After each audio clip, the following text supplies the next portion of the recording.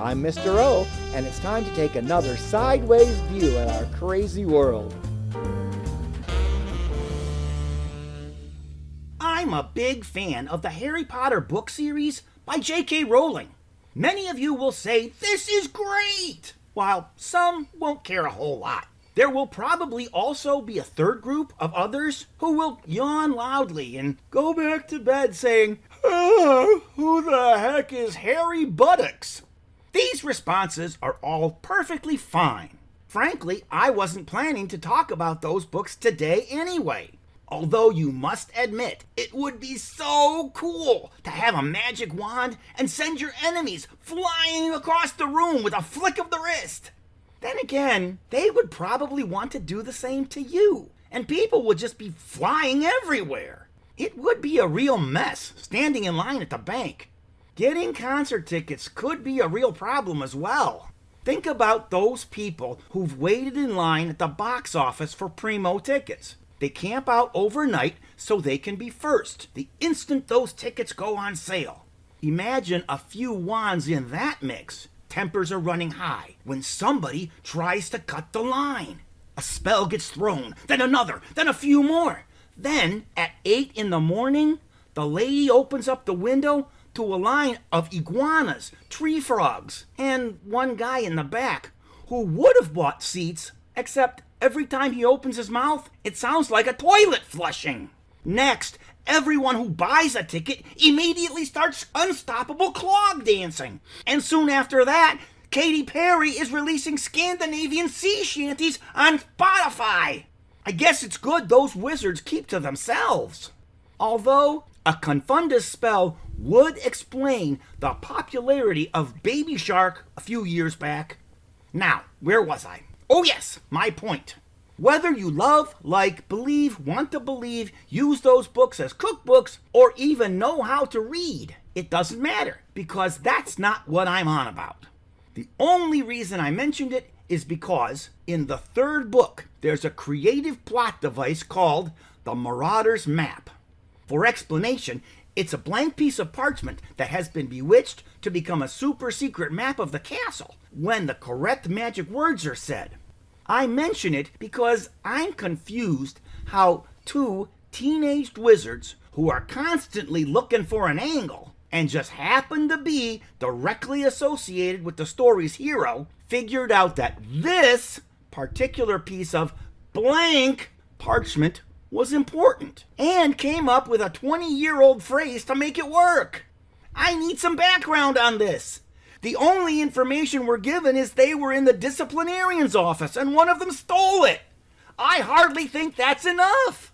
If anyone out there in the blogosphere knows someone who knows someone who knows Miss Rowling, I really want her to drop me a line, because this is totally unbelievable. Someone might have stolen the parchment, sure, but the likelihood they knew our hero is slim, and the possibilities of them figuring out the correct phrase? Well, let's just say finding dinosaur dung on the gas planet Uranus is far more likely. The thing is, JK is not the first person to think this is okay. There's a fable where a flower grows from a special drop of sunlight, and if you sing a special song to it, it glows and rewards you with eternal youth. Good stuff, right? Wrong. Who teaches them the song? Think about it. A drop comes down from the sky. Even if someone saw it happen, it's very unlikely they did anything about it. The flower is going to take a while to grow. Let's say a month. So, then someone happens by to see the flower. Now, what's the first thing you'll think of? Nice flower, right? You might even sniff it.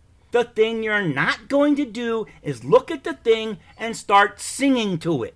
But that's exactly what idiots in fairy tales and wizard castles do. The cool kids call this thinking outside the box, even when there's no box.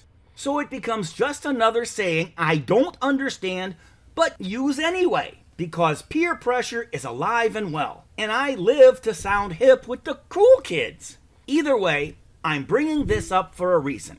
I recently performed at a magic festival. My part of the festival was on the children's stage, performing tricks for the kiddies. Not the caliber of Houdini, but my act is newer, and I'm not dead, so I'm pulling in more money than he is. I noticed a guy in the back with long hair who was intently watching my show.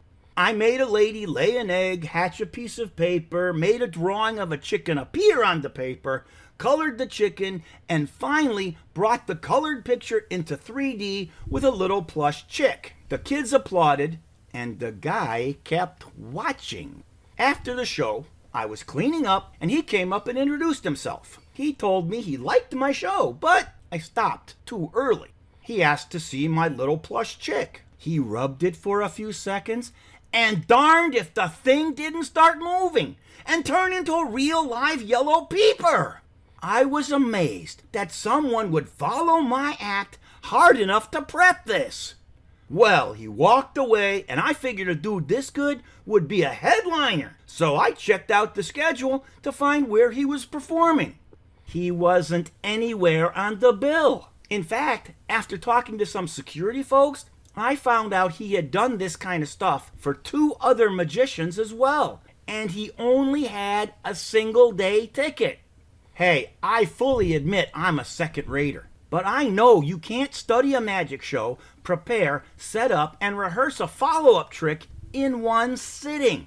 This guy was really magic. Magical magic, not the sleight of hand crap I pull on the kids.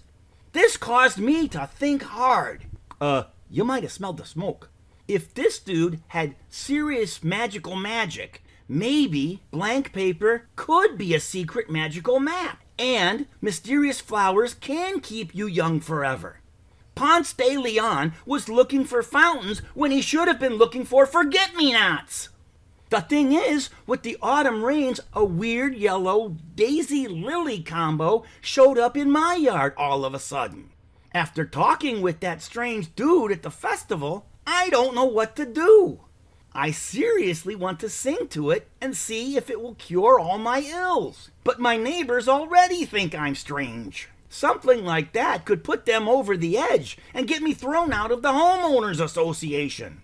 On the other hand, I'd have the last laugh 100 years from now when they're all dead. On the other hand, even if it is magical, would I be able to figure out the correct song to sing? I guess I'll have to think about this for a while. On the other hand, I wonder if it prefers Elton John or Shawn Mendes.